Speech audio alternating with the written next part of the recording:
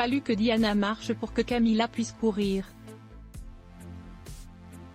Pour Tom Quinn, expert royal et auteur du livre Gildidius, ou Jeunesse dorée en français, le mariage de Charles III à Lady Diana aurait presque été une sorte d'entraînement pour sa seconde union. Émotionnellement immature du fait d'une enfance placée sous le signe de la retenue et de la frustration, le futur souverain essuie, à l'époque, le rejet de Camilla, qui lui préfère l'officier de l'armée britannique Andrew Parker Bowles. Un homme, un vrai.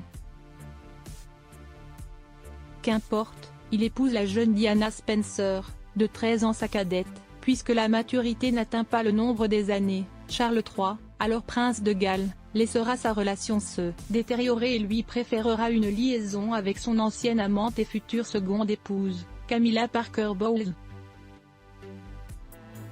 Après les révélations chocs de la mère des princes Harry et William lors de l'émission télévisée de la BBC Panorama en 1995, le souverain se retrouve en pleine tourmente.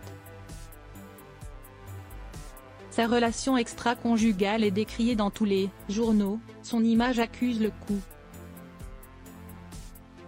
Pour le grand public, il est le bourreau de la princesse des cœurs.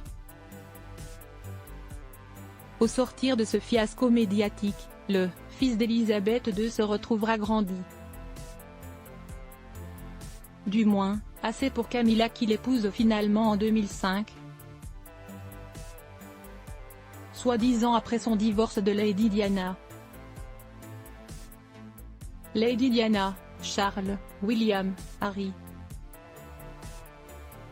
Qui sont les hommes qui ont marqué sa vie? Alors que la date du couronnement approche à grands pas, Camilla se prépare à ce jour historique. Elle a commissionné le couturier britannique Bruce Oldfield pour confectionner sa robe et a fait altérer la couronne de la reine Marie pour y incorporer des bijoux ayant appartenu à Élisabeth II.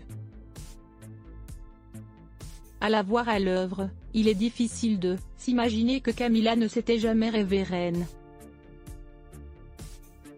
Dans les années 90, elle était la femme la plus détestée du Royaume-Uni.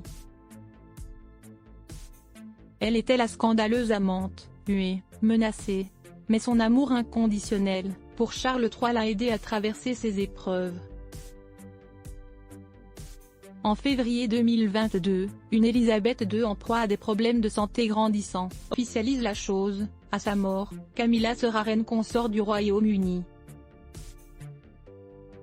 Un retour en grâce inespéré. Crédit, photo, Alpha Agency.